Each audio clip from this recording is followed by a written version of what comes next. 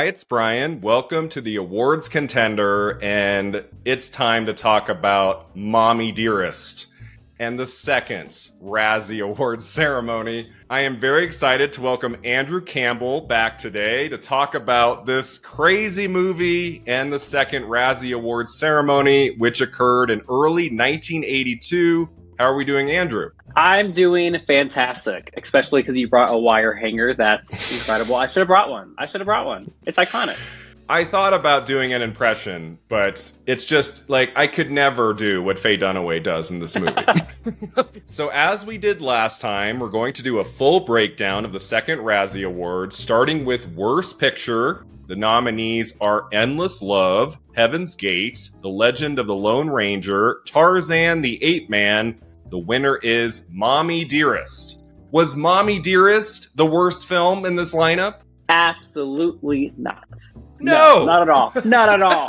I watched a video on the making of Mommie Dearest, and people were saying how this is basically a drag performance of Joan Crawford.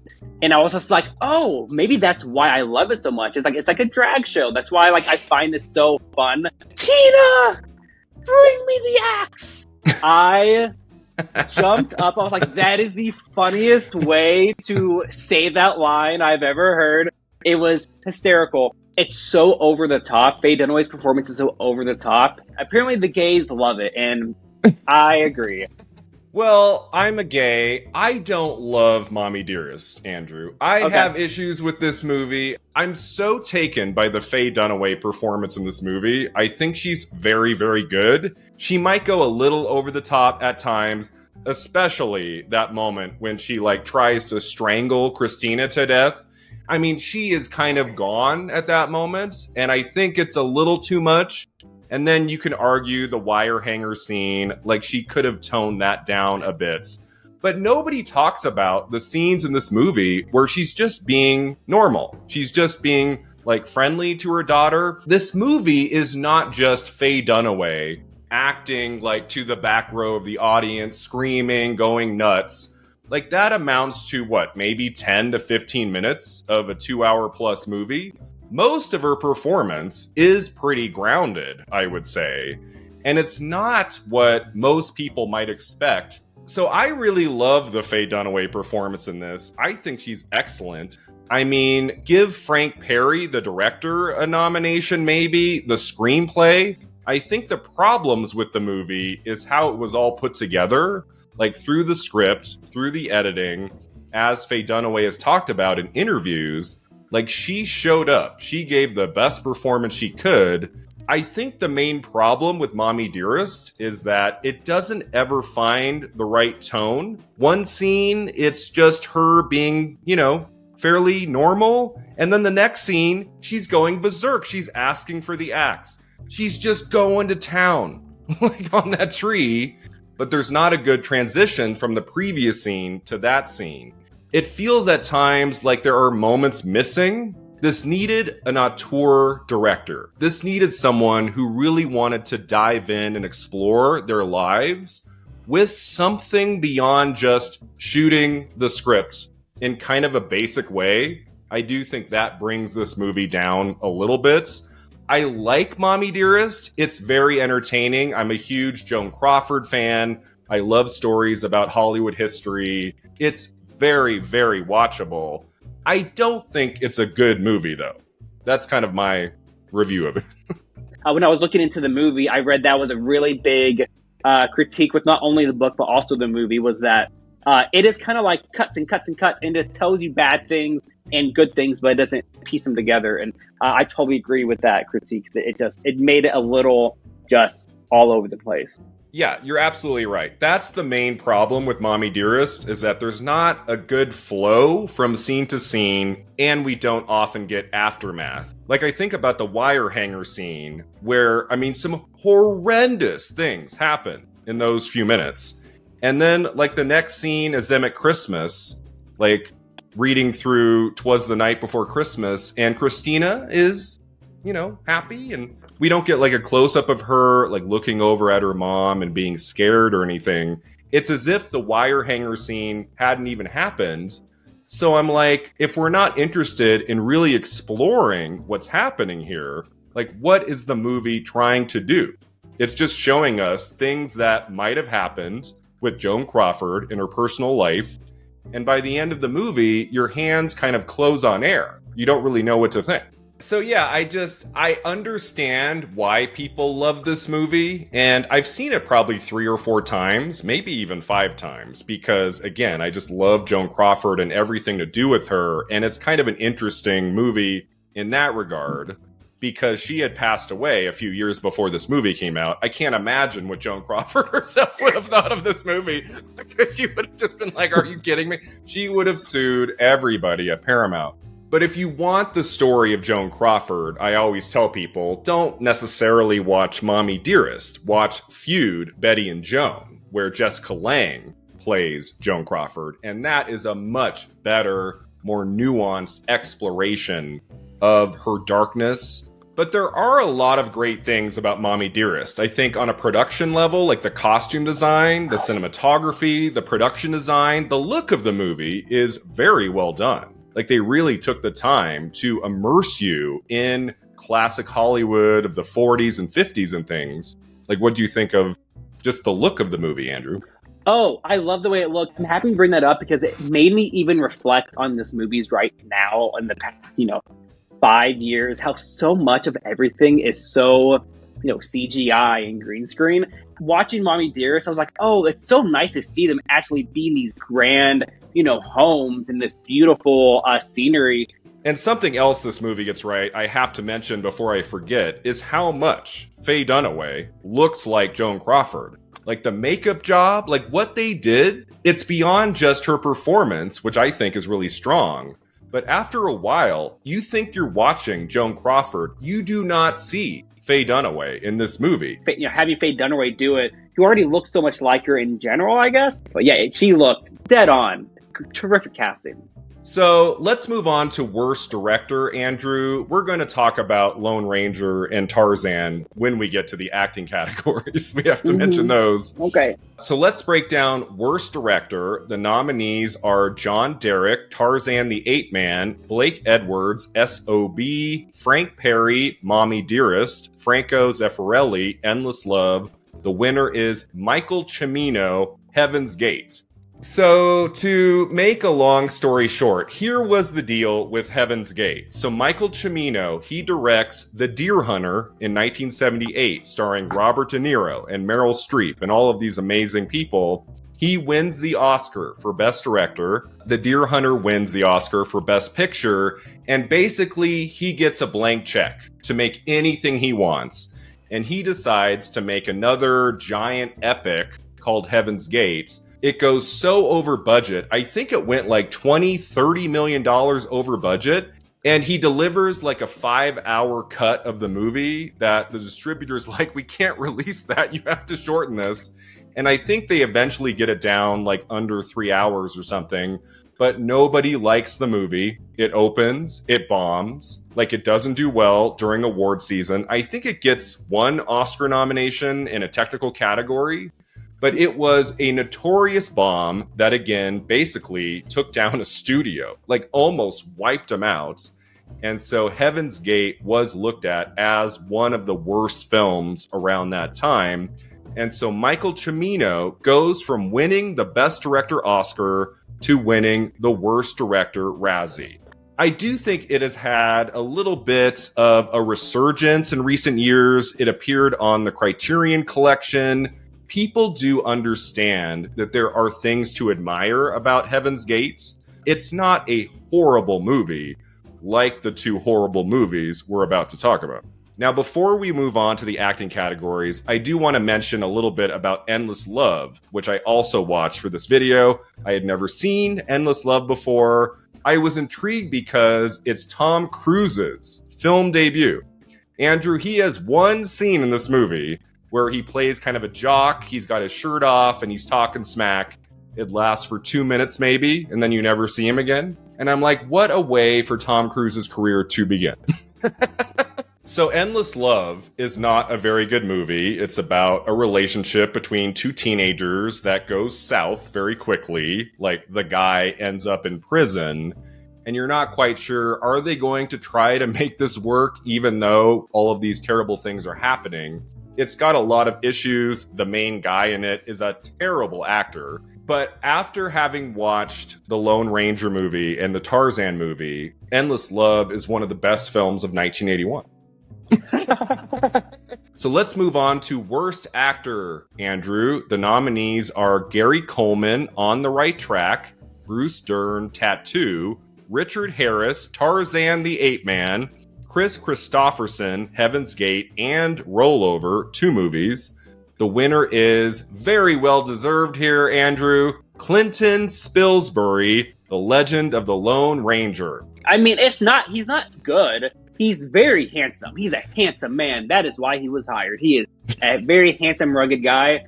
I mean, his performance was it was bad. It was really bad. And the way he said, on silver, sounded like freaking Santa Claus. That drove me crazy. I was like, buddy, like, you got to change that way you say it. Yeah, I can see him winning Worst Actor because it was unbelievably stiff. There was no ounce of emotion really in anything he said. Yeah, The Legend of the Lone Ranger is a very bad film. I gave it 1.5 stars on Letterboxd. Basically, I said the only 2 things to like about it are Christopher Lloyd.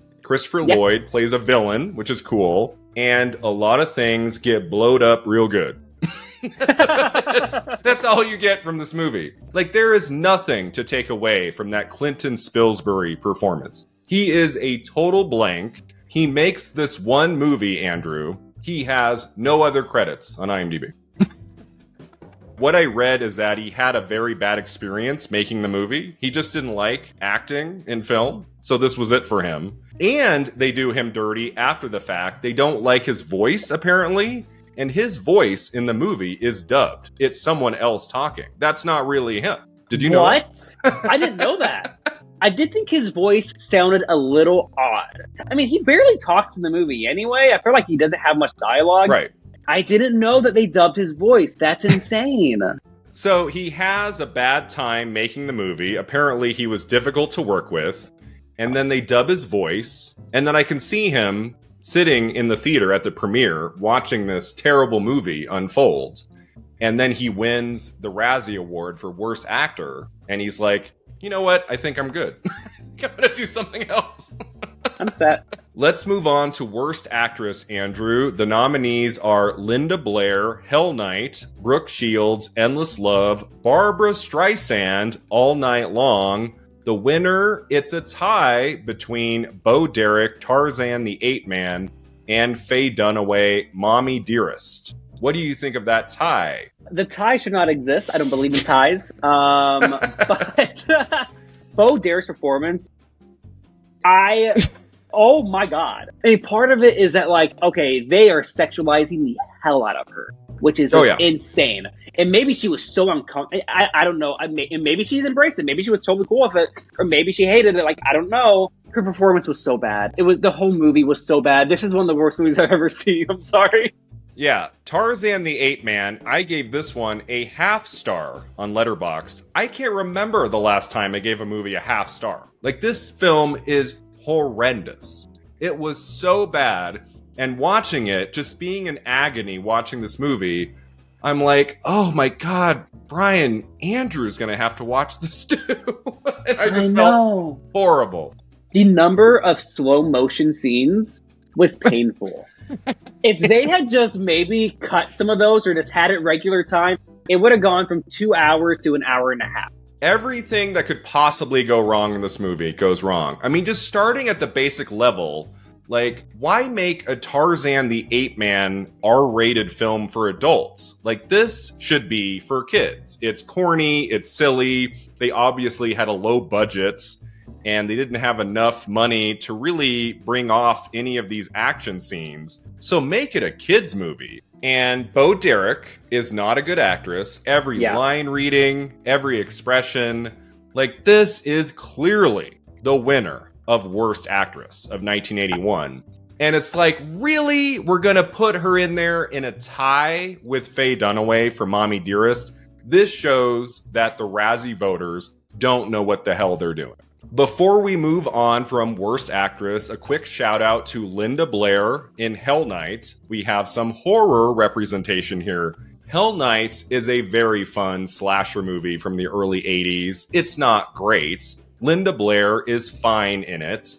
I don't know what they have against her here because I think she's kind of fun in that movie. And then, like how we talked in the last video about Brooke Shields in The Blue Lagoon, she is perfectly fine in Endless Love, gets a Worst Actress nomination, and the guy in the movie, Martin Hewitt, is terrible. He is so stiff. Every line reading, like, it doesn't work. He is not nominated for Worst Actor. What do they have against Brooke Shields? I don't get it. Like, she is much better in Endless Love than the guy. All right, Andrew, Worst Supporting Actor. The nominees are Billy Barty, Under the Rainbow, Ernest Borgnine, Deadly Blessing, James Coco, Only When I Laugh, Danny DeVito, Going Ape. The winner is Steve Forrest, Mommie Dearest. So what did we think of Steve Forrest in Mommie Dearest as Greg Savitt, the guy at the beginning that Joan Crawford is dating? Did he deserve to win Worst Supporting Actor? No, I don't think so. I mean, the only part that like made me laugh was he was like kind of shaking her, and that was really awkward. This win for Steve Forrest tells me that the Razzie voters just wanted to take down Mommie Dearest because he doesn't do enough in the narrative to warrant a nomination in the first place. They were like, what could we give this in Worst Supporting Actor? Like, who was in the movie? They had to like go through and find, oh, that guy at the beginning. We'll give him that trophy. That little extra, let's give them something too. Let's give them Worst Extra of the Year. A couple other shout-outs in this category, Andrew. Ernest Borgnine, nominated for Worst Supporting Actor in Deadly Blessing, which is an underrated horror film directed by Wes Craven from 1981. He is a bit campy in the villainous role, Ernest Borgnine, an Oscar winner. He won a Best Actor Oscar in the 50s for a movie called Marty, and here he is at the Razzies. And also, Andrew, a bit of trivia here. This has only happened 3 times in history. James Coco is nominated in Worst Supporting Actor for a film called Only When I Laugh.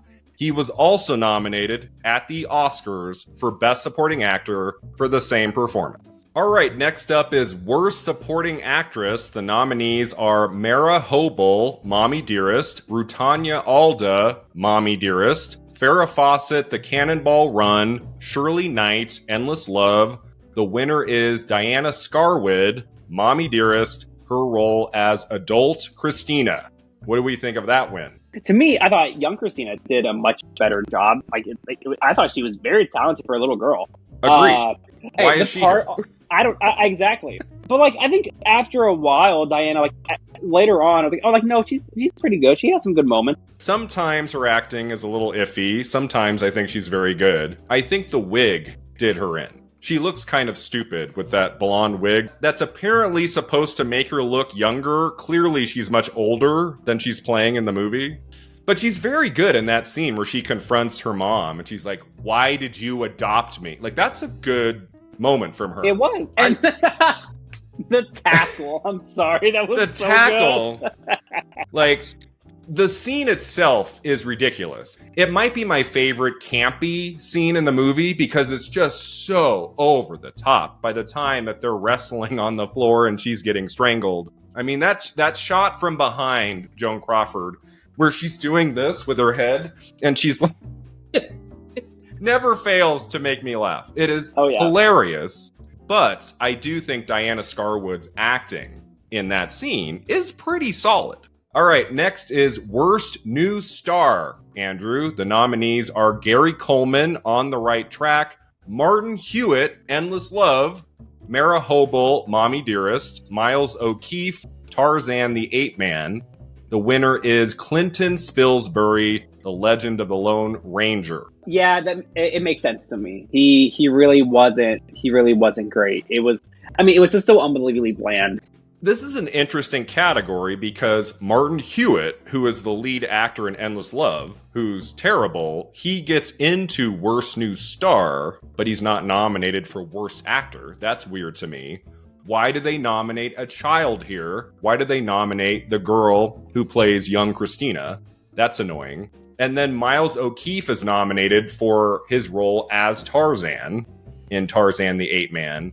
And it's like, it's such a non-performance. Like, you can't even call it bad. Like, he just does nothing in that movie, really. He does nothing. He does not have one speaking line the entire time. He is there to walk around, grab her. Yeah, I think the obvious winner here is Spilsbury. Like, that makes sense. And again, like, he has no other credits on IMDb. This was it for him. And he got to win 2 Razzies for his lone performance in the movies. He's probably the only person who can say that, right? All right, worst screenplay. The nominees are Endless Love, Heaven's Gate, S.O.B., Tarzan the Ape Man. The winner is Mommie Dearest. Should that have won worst screenplay over Tarzan the Ape Man? No. Tarzan the Ape Man should win in every category, in every single thing. No, absolutely not. That's ridiculous. And are you ready for this, Andrew? Tarzan the Ape Man was written by someone named Tom Rowe. My last name. Am I related to this guy? I really hope not. It would take down your street cred a lot. And then real quick, Andrew, S.O.B. from director Blake Edwards, that movie, which got a couple Razzie nominations, is most famous for Julie Andrews, Mary Poppins herself, going topless in a scene in that movie. But thankfully, they didn't nominate Julie Andrews for Worst Actress. I think we all would have retaliated. Right? Oh, Julie Andrews can do no wrong, ever. Like, she is untouchable. All right, getting close to the end here. Worst original song, Andrew. The nominees are Hearts Not Diamonds from The Fan, The Man in the Mask from The Legend of the Lone Ranger, Only When I Laugh from a film called Only When I Laugh, You're Crazy from Honky Tonk Freeway. The winner is Baby Talk from Paternity, which I listened to yesterday. It's a terrible song. Pave the way. Okay, I'm done with that. That's awful. It's creepy. I only fast forward, but like so far, it's giving some weird child and adult man vibes I don't like. All right, the last category is Worst Musical Score. The nominees are Heaven's Gate, Thief, Under the Rainbow, Zorro the Gay Blade. The winner is The Legend of the Lone Ranger. What do we think of that score? I hated terrible it. Score. I hated every minute of it. The silly little score with the violence of the movie and the bland, awful pacing of the movie. Nothing worked. It does nothing fit. It felt like they didn't know where they wanted to go with it. They didn't know the tone of the movie yet. Yeah, I mean, John Barry is the composer. John Barry, who did, like, James Bond film. He's a very famous composer. I don't know what went wrong there. But yeah, the score to that movie isn't very good. I am really pissed off, Andrew, that the great movie from Michael Mann, Thief, I guess is technically a Razzie Award nominee, because that's here in Worst Musical Score. Thief is one of the best films of 1981. If you've never seen it, go check it out. It should not be a Razzie nominee. And finally, for the very first time, Andrew, the Razzies gave a Worst Career Achievement Award. They gave it to Ronald Reagan. Ronald Reagan, of course, was a major Hollywood actor for decades. I would say around the 40s, 50s, that era. And then he went into politics. And then he became the president in the 1980s. The Razzie voters didn't agree with that, apparently. Okay, Andrew, that takes us to the end here. So overall, what is your final take on the second Razzie Awards and that near sweep of Mommie Dearest just winning so many things across the board at this ceremony?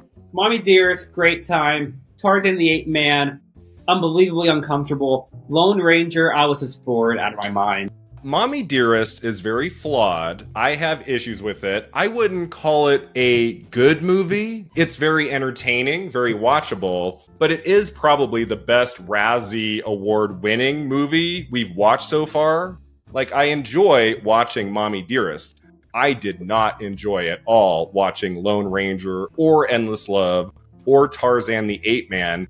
In a way, these three movies were worse than all of the movies we had to watch for the first Razzie ceremonies.